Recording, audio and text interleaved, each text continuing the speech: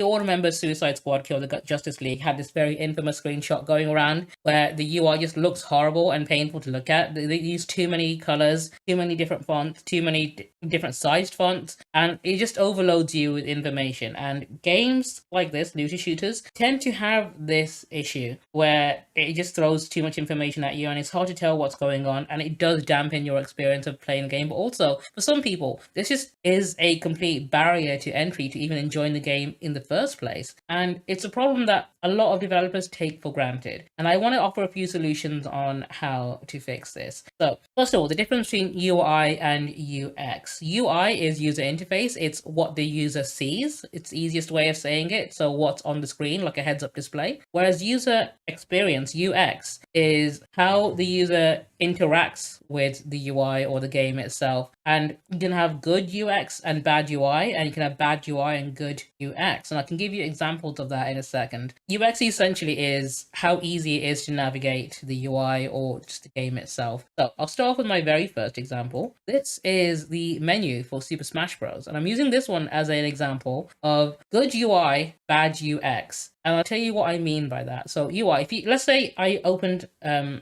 game of Smash and I want to play with a few of my friends. How would I do that? Easy. You hit that big red button that says Smash right there. It takes one button press and you're instantly into a match with your friends. All you have to do is pick up a controller, pick your character, whatever. You're good to go. That's amazing UI design because it's big in your face right there, easy to navigate, and also an example of good UX there. But after that, it falls apart. Let's say I'm someone who likes to alter my controls a little bit and I like to use the C-stick for tilt instead of smash, right? How would I go about changing that? Or let's say I want to play single player mode. Where would I go for that, right? Is it Smash Tour? Is it Games and More? Where would I go to change the settings? It's not very clear. And the worst part is it takes multiple clicks to go through multiple different menus to get to where you need to go. If I wanted to change my controller settings at all, I'd have to click through like 3 different menus to get to where I need to go. Instead of just having an options button at the very start, I could just pick it on straight away because the options menu is hidden behind Games and More, which is over here. So this is an example of bad UX. I can give you an example of the opposite as well. And it's a problem that you'll see a lot in MMO games actually. So MMOs have a similar issue with the UI,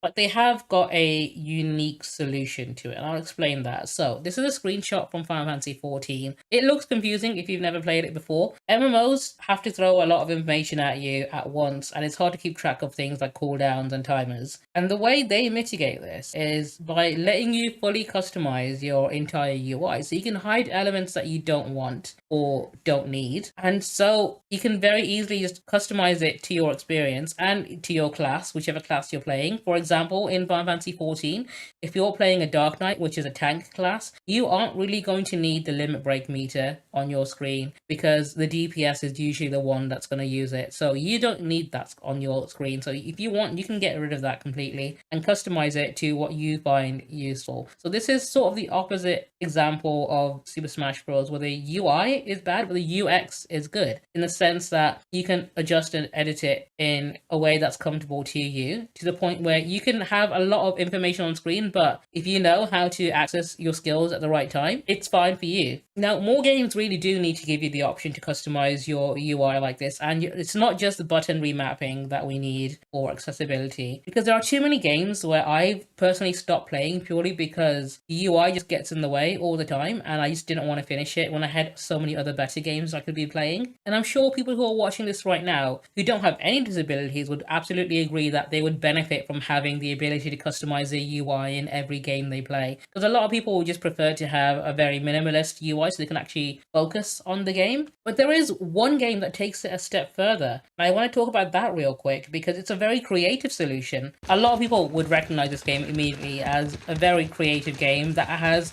very minimal UI. In fact, it integrates the UI diegetically. So this is a film term that I'm going to quickly explain to you. So you got, in regards to sound, for example, which is the easiest way to explain it, you have diegetic and non-diegetic sound. So if you, let's say, have a scene in a movie, let's say Spider-Man 3, where Peter Parker is dancing down the street, and you hear James Brown's music playing, that song, Funky Soul, is non-diegetic music, because that's not actually playing in the scene. It's just a song that's playing over the scene. scene. Whereas if a character puts on music on a jukebox or a speaker or an MP3 player and they're listening to the music in the scene and the music physically exists within the story, that's called diegetic music. So in Ghost of Tsushima, the UI isn't a floating quest marker or compass that only the player sees. In Ghost of Tsushima, the quest markers and such are actually in-game as foxes and birds. So they exist diegetically and they lead you to points of interest that you'll discover as you go along. In fact, the wind in the game directs you towards where your next quest is, whichever quest you set. And accessibility doesn't have to be just simply adding in more options or settings and such. It can be implemented creatively in the game's story and just in the art direction as well. And I want more games in the future to take this sort of approach. In Ghost of Tsushima, when you find a point of interest, either a bird or a fox like this will just lead you to where you need to go. And this is such a creative way of implementing the UI in a game diegetically. And in fact, making it part of gameplay.